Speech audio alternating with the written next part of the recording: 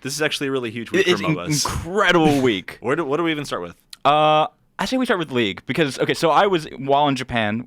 Like one of the benefits to that was the first group stage for the League of Legends World Finals started, and they were on Korean time, which again is like about an hour off from Japan time. So I was able to watch live at normal people times. Yeah, rather than normally it's like early in the morning. It's like here, right? 2 a.m. It starts at 2 a.m., right. which is just like the worst if you're gonna watch it from here. Which for the rest of the finals, I will have to. Mm-hmm.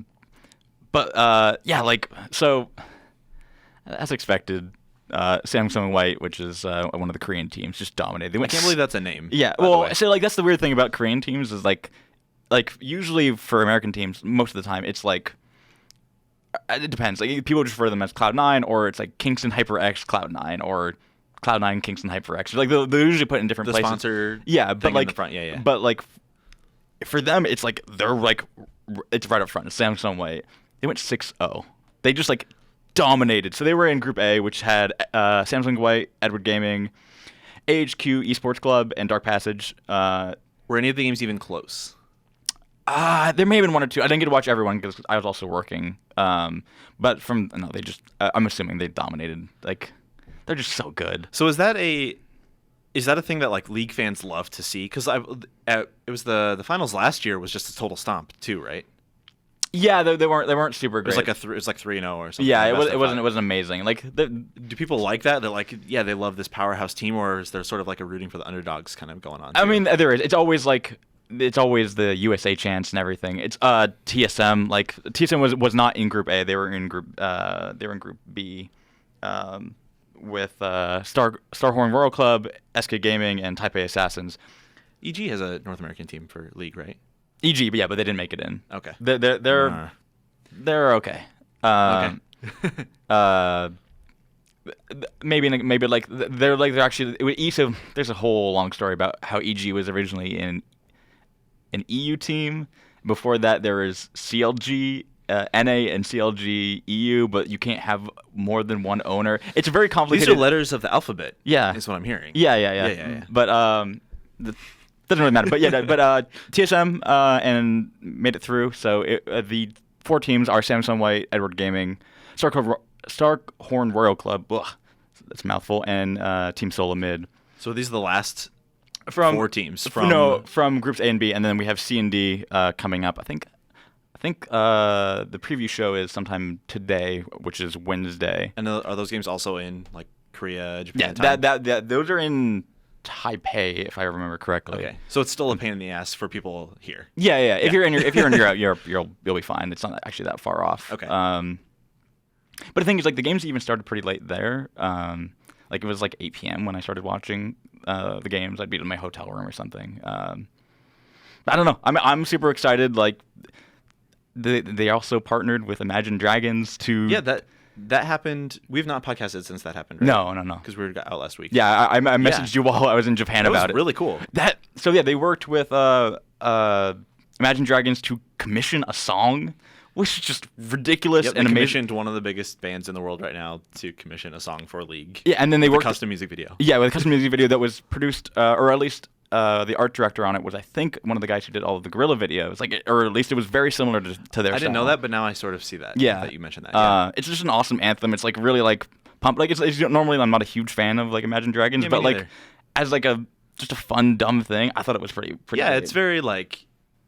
Yeah, you can do it, sort of like rise up and be the champ sort of thing. Like it's sort of corny, but like it's well done and yeah, I like it. Yeah, I really, really enjoyed it. And then they play it like right before they start, like I think the games are right before the pre-show. And it's just like it's a fun, like it's a very sports thing of like Monday Night Football montages set to like I don't know, Tim McGraw or something. I don't watch football a whole lot, but it's just like it's one of those like sports things where it's just like they have like a hype reel basically to get you pumped. I mean that's what Riot's model is. Yeah, this is sports. They're making like a sports network. Yeah.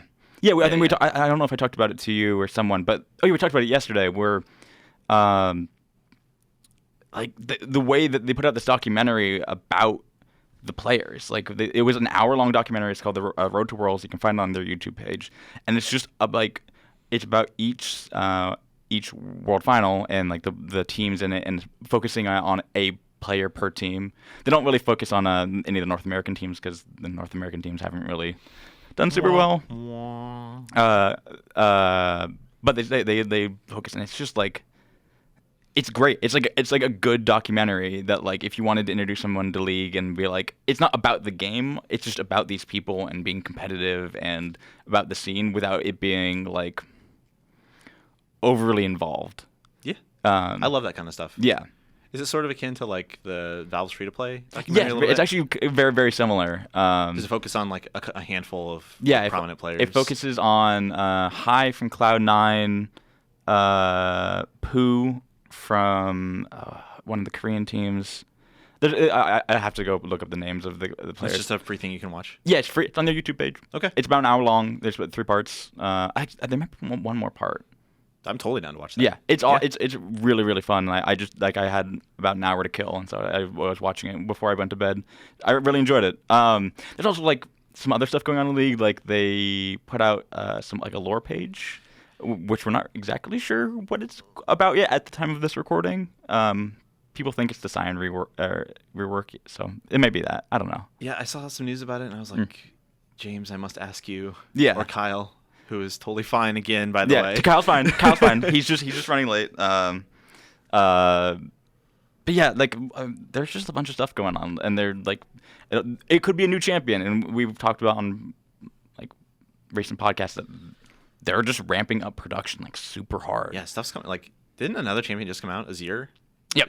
Isn't he pretty new? Like, yeah, so it was weeks or something like that. It was. I think we talked about it. Oh, you weren't here during that section. Yeah, like Gnar came out, and then like a week and a half later, they were like, "Oh, here's Azir." There's another one. Yeah, and then it took about 2 weeks for him to actually be released. Yeah. Have you played much of him? I actually just played some League last night, and I can't play him. I don't have that hero unlocked. Champion is what they're called in League. God, it's the worst. No, yeah, I played a match with him. I think. I mean, he's gonna have to get. He's so weird because he's a hybrid character, but not in the way that you think, where he's like, I'm melee now, I'm ranged now. It's just like, no, he's like, it's weird.